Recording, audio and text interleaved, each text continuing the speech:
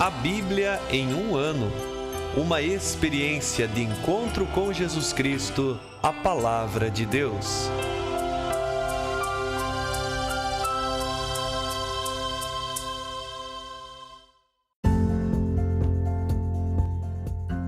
Olá, eu sou Yuri, seminarista da Diocese de Ponta Grossa, Paraná. Você está ouvindo o podcast A Bíblia em um ano, onde ouvimos a voz de Deus e procuramos viver segundo a sua vontade por meio da Sagrada Escritura. Usando uma linha do tempo, vamos ler a Bíblia inteira, sem deixar nada de fora, em 365 dias, descobrindo como a história da salvação se desdobra e se atualiza em nossas próprias vidas e na vida da Igreja. Entrando em contato com toda a Sagrada Escritura, vamos aprofundar nossa experiência da fé que professamos, da fé que celebramos, da fé que rezamos e da fé que vivemos. Estamos usando a Bíblia Católica como a tradução oficial da CNBB, a Conferência Nacional dos Bispos do Brasil. Você pode baixar o plano de leitura completo para os 365 dias por meio de um link que você encontra na página do Instagram abiblia.emumano ou no facebook.com/seminariopg. Você também pode se inscrever nesse podcast por meio da plataforma que preferir para receber as notificações diárias dos novos episódios.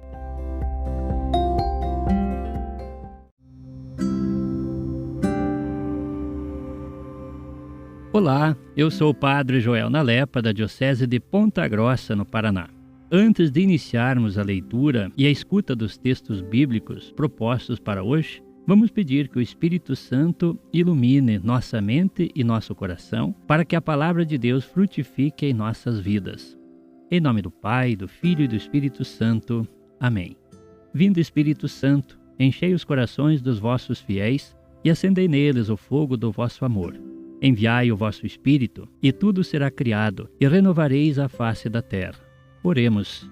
Ó Deus, que instruístes os corações dos vossos fiéis com a luz do Espírito Santo, fazei que apreciemos retamente todas as coisas, segundo o mesmo Espírito, e gozemos sempre de sua consolação. Por Cristo nosso Senhor. Amém.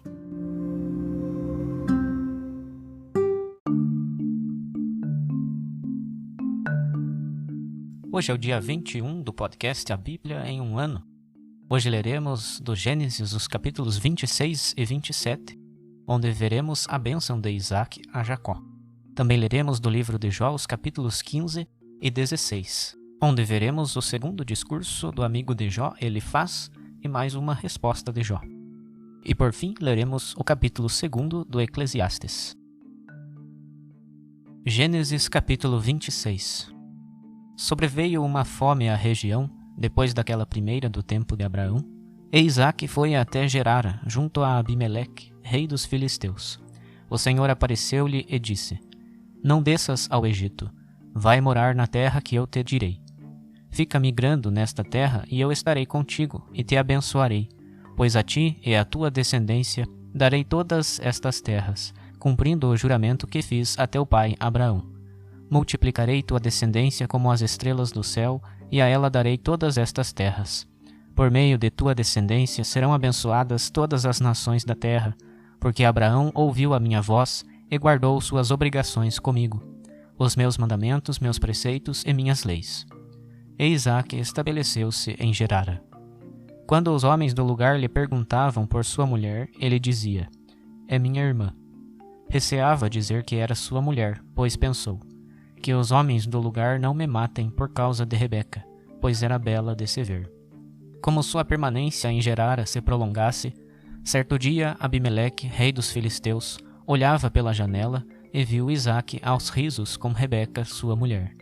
Abimeleque mandou chamar Isaque e lhe disse: Não há dúvida de que ela é tua mulher. Por que então dizes, é minha irmã? Isaque respondeu: Pensei comigo, talvez me matem por causa dela. Abimeleque respondeu: Que é isso que nos fizeste? Faltou pouco para que alguém de nosso povo se deitasse com tua mulher, e assim traria as culpas sobre nós. Então Abimeleque decretou para todo o povo: Quem tocar neste homem ou em sua mulher será morto. Isaque fez naquela terra sua semeadura, e colheu naquele ano 100 vezes o que semeara, pois o Senhor o abençoava. O homem ia enriquecendo e prosperando até tornar-se muito rico. Possuía rebanhos, gado e numerosa criadagem, e os filisteus começaram a invejá-lo. Todos os poços abertos pelos servos de seu pai, nos dias de seu pai Abraão, os filisteus os entupiram, enchendo-os de terra. E Abimeleque disse a Isaque: Vai embora daqui, porque te tornaste muito mais poderoso do que nós. Isaque foi embora dali e acampou junto à torre de Gerara, onde passou a morar. Reabriu os poços cavados no tempo de seu pai Abraão e entupidos pelos filisteus depois da morte deste, dando-lhes os mesmos nomes que seu pai havia dado. Os servos de Isaque cavaram um poço junto à torrente e descobriram uma fonte de água viva. Mas os pastores de Gerara começaram a discutir com os de Isaque, afirmando: Esta água é nossa. O poço recebeu o nome de Ezeque, isto é, contenda, por causa da contenda que suscitou. Escavaram outro poço que também causou discussão e recebeu o nome de Sitna, isto é, inimizade. Indo mais longe, cavou outro poço, pelo qual já não houve discussão, e pôs-lhe o nome de Rehobote, isto é, espaço, dizendo: Agora o Senhor nos deu espaço, e podemos prosperar nesta terra. Dali subiu para Bersabeia. Naquela noite apareceu-lhe o Senhor e disse: Eu sou o Deus de teu pai Abraão. Nada temas, pois estou contigo. Eu te abençoarei e multiplicarei tua descendência, por amor de meu servo Abraão. E Isaque edificou ali um altar, invocou o nome do Senhor e armou sua tenda. E os servos de Isaque se puseram a cavar ali um poço. Mais tarde, Abimeleque veio visitá-lo, vindo de Gerara, com seu amigo Ocosate e com Ficol, seu chefe do exército. Isaque lhes disse: Por que viestes a mim, vós que me fostes hostis e me expulsastes do vosso meio? Eles disseram: Porque vimos claramente que o Senhor está contigo, e achamos que deveria haver um juramento entre nós e ti. Queremos fazer aliança contigo, para que nunca nos faças mal algum, como nós nunca te atacamos, mas te fizemos somente o bem, deixando-te partir em paz. Tu és agora o abençoado do Senhor. Isaque ofereceu-lhes um banquete, e comeram e beberam. De manhã cedo levantaram-se e fizeram um juramento mútuo. Isaque os despediu, e eles partiram em paz. E naquele mesmo dia vieram os servos de Isaque informá-lo acerca do poço que cavaram, dizendo: Encontramos água. Isaque chamou o poço de Siba, isto é, abundância. Por isso a cidade se chama Bersabeia até hoje. Quando Esaú completou 40 anos, tomou por mulher a Judite, filha do heteu Beeri, e a Basemate, filha do heteu Elon. Elas causaram muito desgosto a Isaque e Rebeca. Capítulo 27. Isaque ficara velho, seus olhos se enfraqueceram e já não conseguia enxergar. Chamou então seu filho mais velho, Esaú, e disse-lhe: Meu filho. Este respondeu: Eis-me aqui. Disse-lhe Isaque: Como vês, já estou velho e não sei qual será o dia de minha morte. Pega tuas armas, flechas e arco, sai para o campo e apanha alguma caça para mim.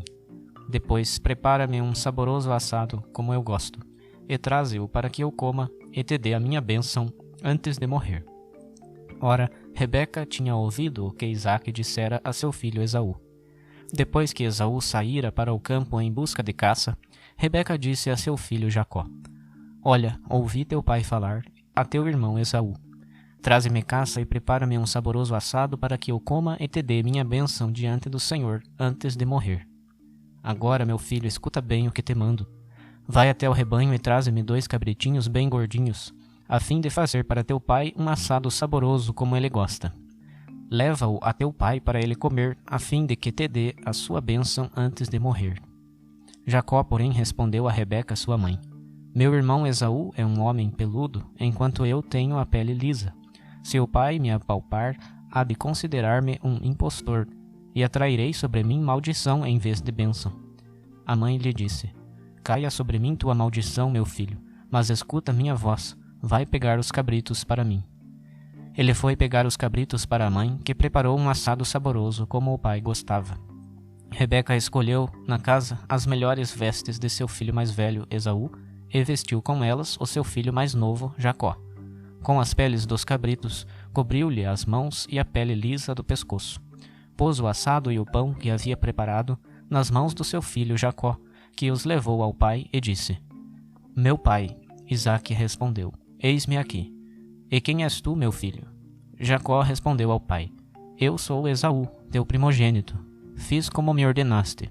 Levanta-te, senta-te e come de minha caça para me abençoares. Isaque disse ao filho: Como conseguiste achar a caça tão depressa, meu filho? Ele respondeu: O Senhor teu Deus fez com que ela aparecesse diante de mim. Isaque disse a Jacó: Aproxima-te, meu filho, para que eu te apalpe e veja se és ou não o meu filho Esaú. Jacó achegou-se ao pai Isaque, que o apalpou e disse: A voz é a voz de Jacó, mas as mãos são as de Esaú. E não o reconheceu, pois as mãos estavam peludas como as mãos do seu irmão Esaú. E o abençoou. Perguntou-lhe ainda: Tu és mesmo o meu filho Esaú? Ele respondeu: Sou. Isaque continuou: Traze para perto de mim para que eu coma de tua caça, meu filho, e te dê a minha bênção. Jacó o serviu e ele comeu. Trouxe-lhe também vinho e ele bebeu. Disse-lhe então o seu pai Isaque: Aproxima-te, meu filho, e beija-me. Jacó se aproximou e o beijou. Quando Isaque sentiu-lhe o cheiro das roupas, abençoou-o e disse: Este é o cheiro do meu filho. É como o cheiro de um campo que o Senhor abençoou. Que Deus te dê o orvalho do céu e fertilidade da terra, trigo e mosto em abundância. Que os povos te sirvam e as nações se prostrem diante de ti. Sê o Senhor dos teus irmãos, e diante de ti inclinem-se os filhos de tua mãe. Maldito seja quem te amaldiçoar, e bendito quem te abençoar. Mal Isaque havia acabado de abençoar Jacó, que logo saiu da presença de seu pai Isaque, seu irmão Esaú voltou da caça. Também este preparou um assado saboroso e levou-o a seu pai. Ele disse a seu pai: Levanta-te, meu pai, e come da caça de teu filho para dar-lhe a bênção. Isaque, seu pai, perguntou-lhe: Quem és tu? Ele respondeu: Sou teu filho primogênito, Esaú. Isaque ficou extremamente perturbado e disse: E quem então foi caçar e me trouxe a caça? Eu comi de tudo antes que tu viesses. Eu o abençoei e abençoado será. Ao ouvir as palavras de seu pai, Esaú deu um grito violento e cheio de amargura. Ele disse: Abençoa-me também a mim, meu pai. Mas Isaque respondeu: Teu irmão veio com disfarce e tirou a tua bênção. Esaú lhe disse: Por isso seu nome é Jacó, pois com esta já 2 vezes me pegou no calcanhar. Tirou meu direito de primogênito e agora tirou a minha bênção. E acrescentou: Não reservaste nenhuma bênção para mim? Isaque respondeu então a Esaú: Olha, eu fiz de Jacó teu senhor, e dei-lhe todos os seus irmãos como servos. Eu lhe garanti o trigo e o mosto. Que poderia eu ainda fazer por ti, meu filho? Esaú disse ao pai: Tens só uma bênção, meu pai. Abençoa-me também a mim, meu pai. E levantando a voz chorou. Então Isaque lhe respondeu e disse: Longe da terra fértil será a tua morada, longe do orvalho que desce do céu. Viverás da tua espada e servirás a teu irmão, mas no dia em que te soltares, sacudirás o jugo do teu pescoço. Esaú começou a hostilizar Jacó, por causa da bênção que o pai havia dado, e dizia a si mesmo: Os dias de luto por meu pai se aproximam, e então matarei o meu irmão Jacó. Rebeca foi informada das palavras de seu filho mais velho, Esaú, e mandou chamar Jacó, seu filho mais novo. Disse-lhe: Olha, teu irmão Esaú está ameaçando matar-te. Escuta, pois, o que te digo, meu filho. Levanta-te, foge para junto de meu irmão Labão, em Harã. Fica alguns anos com ele, até que passe a fúria de teu irmão. Quando sua ira tiver passado e ele tiver esquecido o que lhe fizeste, mandarei chamar-te. Por que haveria eu de perder os 2 num só dia? E Rebeca disse ainda a Isaque: Estou desgostada da vida por causa daquelas Eteias. Se Jacó se casar com uma dessas Eteias da região, para que ainda viver? Jó capítulo 15. Então Elifaz de Temã tomou a palavra. Acaso responderá o sábio com uma sabedoria de vento e encherá o estômago com o vento quente, arguindo com palavras que de nada servem e com razões que de nada aproveitam? Tu, porém, destróis o temor e deturpas a devoção diante de Deus. É tua iniquidade que guia a tua boca e assumes a língua dos astutos. Tua própria boca te condenará, não eu. Os teus lábios testemunharão contra ti. Acaso és tu o primeiro que nasceu e foste formado antes das colinas? Acaso ouviste o conselho secreto de Deus e adquiriste a exclusividade da sabedoria? Que sabes que nós não saibamos? Que entendes que nós ignoremos? Também entre nós há anciãos e velhos, muito mais idosos que teu pai. Acaso são pouco para ti as consolações de Deus e as palavras moderadas a ti dirigidas? Por que te exalta o teu coração e se enaltecem os teus olhos?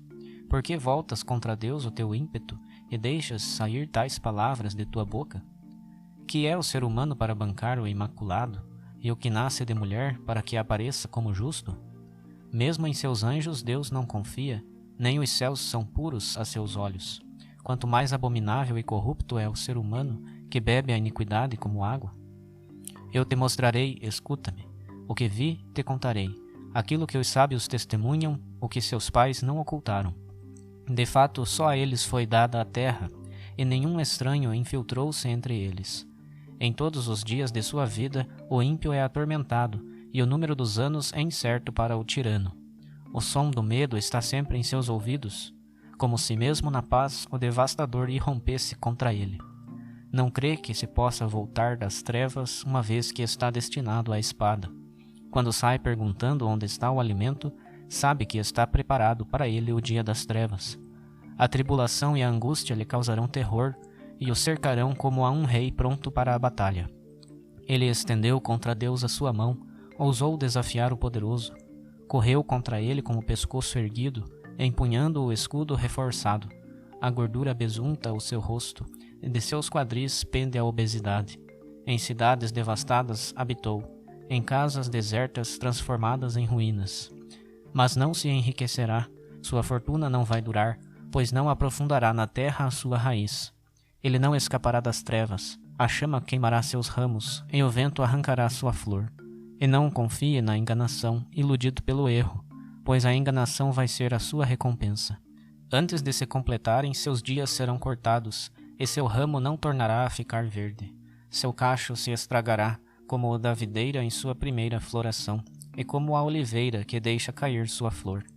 Pois a corja dos ímpios é estéril, e o fogo devorará as tendas dos corruptos.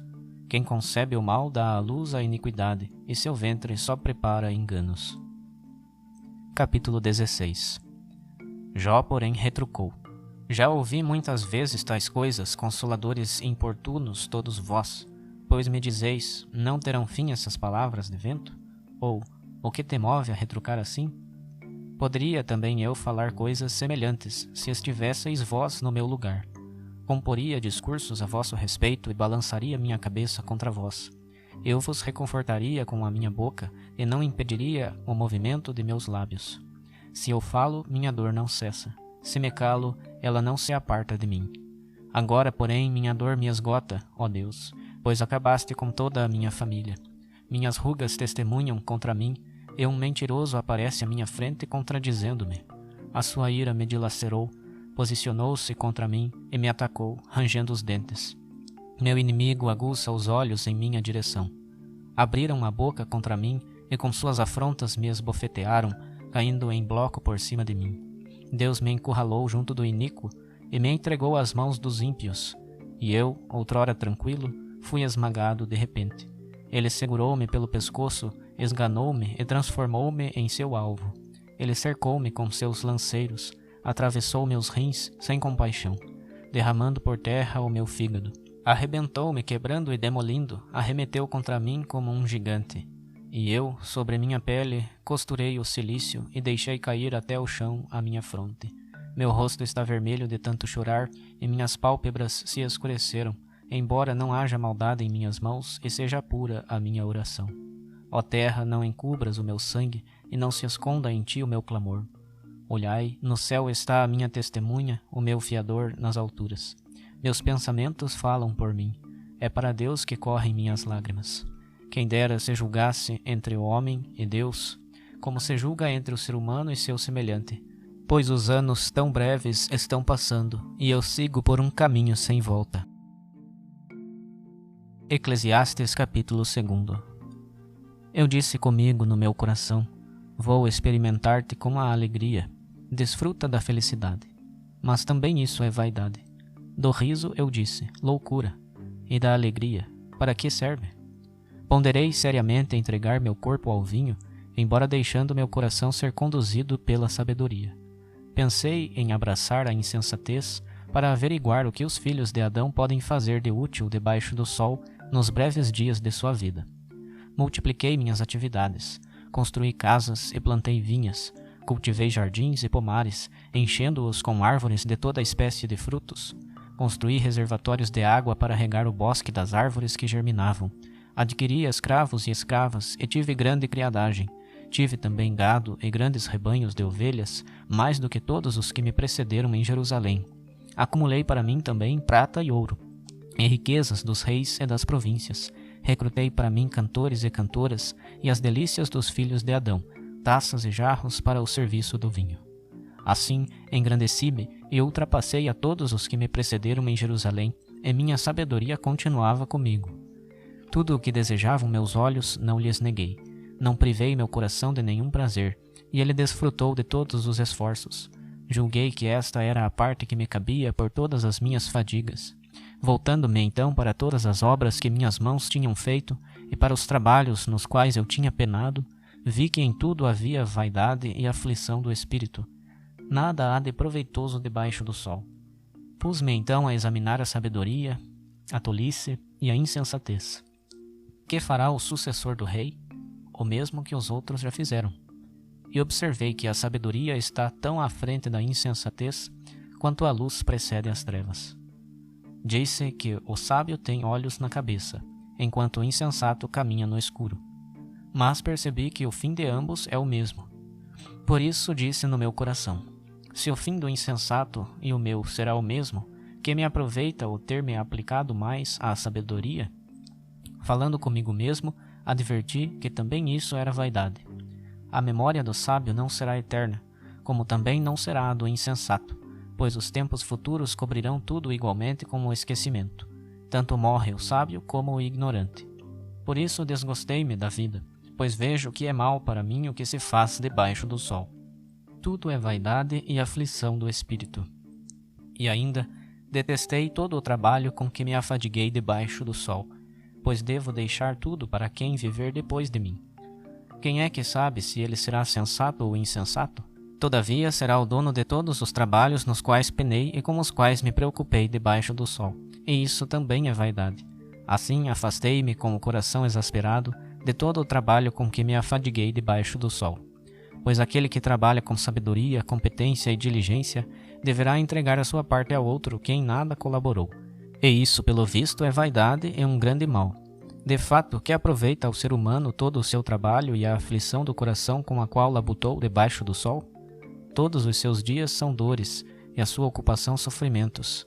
Nem de noite repousa o seu coração, e também isso é vaidade. Nada é melhor para alguém do que comer e beber, e exibir os frutos de seus trabalhos. E vejo que isso vem da mão de Deus. Pois quem pode comer e gozar de delícias separado dele? A quem é bom a seus olhos, ele dá sabedoria, conhecimento e alegria. Ao pecador, porém, impõe a aflição de colher e ajuntar, para depois entregar a quem agrada a Deus. Isso também é vaidade e aflição do espírito.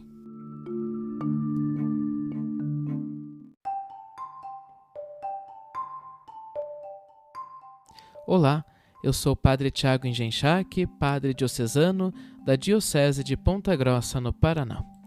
Chegamos aos capítulos 26 e 27 do livro do Gênesis, e no capítulo 27 nós vemos uma cena estranha, um irmão que tenta trapacear o outro irmão, e isso ainda com a ajuda da mãe.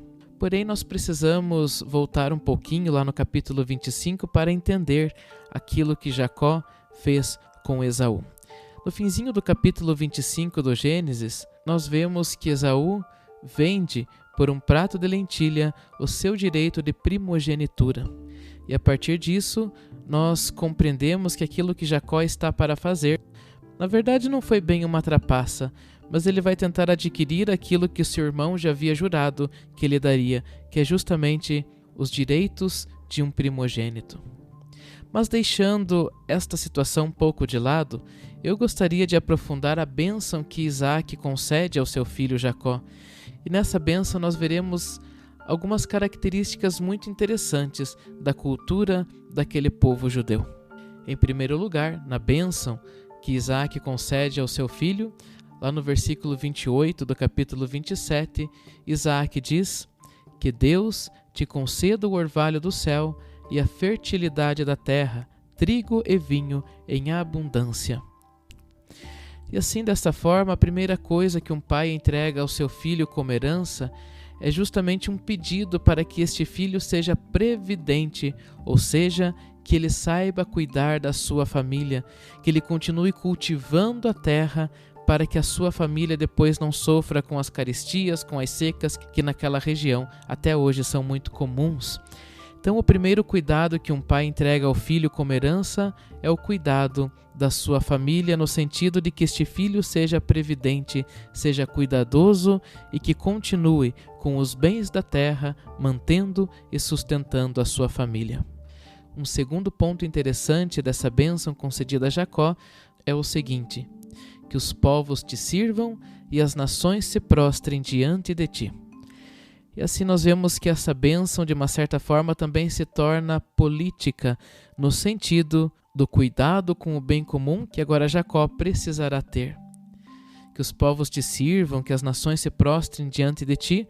Na verdade, o que o pai está querendo dizer ao filho, que ele também agora tem responsabilidades com o povo, com aqueles que lhe servem, com aqueles que estão ali ao seu serviço. Ou seja, não somente com a família, mas com todos aqueles que estão ao seu redor. A partir da morte do pai, é ele que vai precisar perpetuar estes valores históricos, culturais e de fé que ele recebeu do seu pai. Isso ele vai fazer não só com os de sua família, mas também diante de todos aqueles que o servem. Em terceiro lugar, vemos que novamente esta bênção se dirige aos seus irmãos. Sê o Senhor de teus irmãos, e diante de ti incline-se os filhos de tua mãe. Ser o Senhor dos irmãos também indica o cuidado que ele precisa ter com os seus irmãos mais novos. Sempre o primogênito receberá esta herança, mas é ele quem vai cuidar depois para garantir a continuidade da sua família, garantir o bem dos seus irmãos mais novos. E por fim, essa bênção termina dizendo: maldito seja quem te amaldiçoar e bendito quem te abençoar. Logo, ele também recebe este certo poder de abençoar ou de amaldiçoar, ou seja, dizer uma palavra bendita sobre aqueles que o abençoarem, ou, quem sabe, dizer alguma palavra maldita sobre aqueles que o amaldiçoarem. Por fim, a partir de tudo isso que ouvimos, olhemos um pouco mais para a nossa vida e tenhamos a consciência de quantas coisas bonitas nós já recebemos dos nossos pais, dos nossos avós, catequistas, padres, professores, quantos são os dons passados a nós como que numa herança espiritual. E agora é a nossa vez de passarmos isso adiante, é a nossa vez de entregarmos nas mãos daqueles que estão sob os nossos cuidados esta mesma herança, esta mesma forma de viver. Aprendemos a ser cristãos, logo que também ensinemos os outros a serem bons cristãos.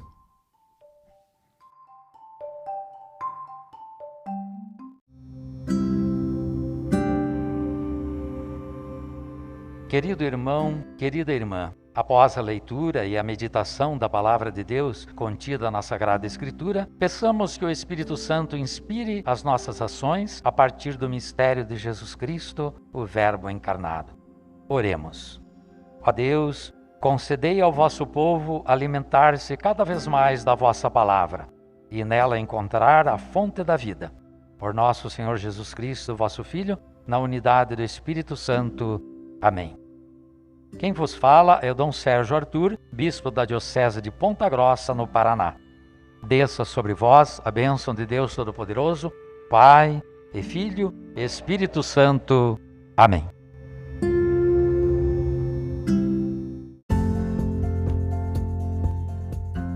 Você acaba de ouvir mais um episódio do podcast A Bíblia em um Ano. Continue nesse bom propósito de ouvir, ler e praticar a Palavra de Deus. Rezemos por todos que estão fazendo este caminho de leitura da Bíblia. Procure também participar da sua comunidade.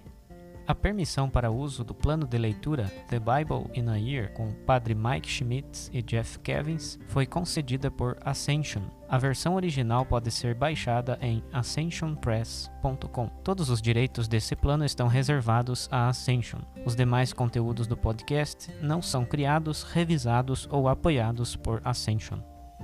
Até amanhã!